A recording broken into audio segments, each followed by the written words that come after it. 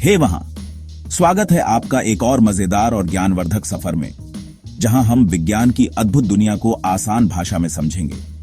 आज मैं आपके साथ एटम्स की दिलचस्प दुनिया में उतर रहा हूं, जहां हर चीज की शुरुआत होती है, यानी मैटर के सबसे छोटे कणों से। खासकर जॉन डाल्टन की एटॉमिक थ्योरी में, जिसने विज्ञान की दिशा ही बदल दी। ऐसा समझिए, ये 1800 के दशक की शुरुआत थी और लोग एटम्स के आइडिया को समझना शुरू ही कर रहे थे। उस समय विज्ञान में बहुत सी बातें रहस्य बनी हुई थी। जॉन डाल्टन आए, एक ब्रिटिश साइंटिस्ट जिन्होंने पूरा खेल ही बदल दिया। उन्होंने अपने प्रयोगों और सोच से विज्ञान को एक नई दिशा दी। डाल्टन ने बताया कि सारा मैटर छोटे, अविभाज्य कणों से बना है, जिन्हें एटम्स कहते हैं।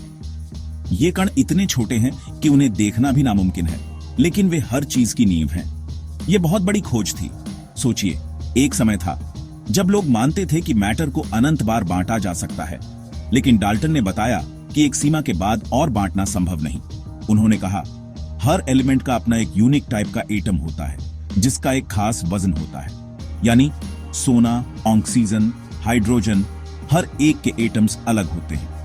हर एटम को एक छोटे गोले के रूप में कल्पना कीजिए, जिसमें अलग अलग एलिमेंट्स के अलग अलग साइज और मास होते हैं। ये गोले इतने छोटे हैं कि अरबों खरबों एटम्स मिलकर भी एक छोटी सी चीज बनाते हैं। अब यहां है दिलचस्प बात। डाल्टन ने न सिर्फ एटम्स के बारे में बताया, बल्कि यह भी समझाया कि वे कैसे एक दूसरे के साथ मिलते हैं। डाल्टन ने बताया कि केमिकल रिएक्शन सिर्फ एटम्स का खुद को फिर से अरेंज करना है। यानी जब भी कोई रिएक्शन होता है, एटम्स टूटते नहीं, बस अपनी जगह बदल लेते हैं। उनका मानना था कि अलग अलग एलिमेंट्स के एटम्स एक फिक्स्ड रेशियो में मिलकर कंपाउंड बना सकते हैं, जैसे पानी में 2 हाइड्रोजन और 1 ऑक्सीजन का मिलना। इसे लेगो ब्रिक्स से बनाने जैसा समझिए, जहां हर ब्रिक एक एटम है और जो स्ट्रक्चर आप बनाते हैं वह एक कंपाउंड है। हर बार जब आप लेगो से कुछ नया बनाते हैं, आप एटम्स की तरह ही नए कंपाउंड बना रहे होते हैं। लेकिन डाल्टन की थ्योरी इतनी खास क्यों है? क्या वजह है कि आज भी हम इसे याद करते हैं?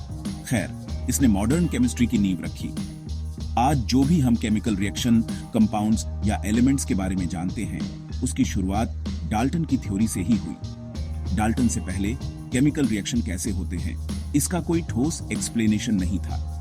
लोग सिर्फ देख सकते थे कि कुछ बदल रहा है, पर क्यों, ये नहीं समझ पाते थे। उनकी थ्योरी ने सब्सटेंस की बनावट और वे कैसे इंटरैक्ट करते हैं, इसे समझने के लिए एक क्लियर फ्रेमवर्क दिया। इससे वैज्ञानिकों को नए नए एक्सपेरिमेंट्स करने में मदद मिली। बेशक साइंस हमेशा बदलती रहती है। जैसे जैसे नई तकनीकें आईं, हमारी समझ और गहरी होती गई। अब हम जानते हैं कि एटम्स सबएटॉमिक पार्टिकल्स में डिविजिबल होते हैं, जैसे प्रोटॉन, न्यूट्रॉन और इलेक्ट्रॉन। यानी एटम्स भी छोटे छोटे हिस्सों में बंटे होते हैं। लेकिन डाल्टन ने इन खोजों के लिए स्टेज तैयार किया, हमें यह दिखाते हुए कि दुनिया इन छोटे बिल्डिंग ब्लॉक्स से बनी है। उनकी सोच ने विज्ञान को आगे बढ़ने का रास्ता दिखाया। तो अगली बार जब आप अपने आसपास के एलिमेंट्स के बारे में सोचें, तो डाल्टन के इस शुरुआती काम को याद करें। हर चीज, चाहे वो पानी हो, हवा हो या पत्थर, एटम्स से ही बनी है। ये एक रिमाइंडर है कि कैसे एक आइडिया यूनिवर्स के बारे में हमारी समझ को बदल सकता है। एक साधारण सोच पूरी मानवता की सोच बदल सकती है। आज मेरे साथ साइंस एक्सप्लोर करने के लिए शुक्रिया। उम्मीद है आपको डाल्टन की थ्योरी और एटम्स की दुनिया समझ में आई होगी। अगर आपको यह पसंद आया तो और शानदार साइंस कंटेंट के लिए लाइक और सब्सक्राइब करना न भूलें। अगली बार हम और भी रोचक विज्ञान के रहस्यों के साथ मिलेंगे। तब तक सीखते रहिए, सवाल पूछते रहिए।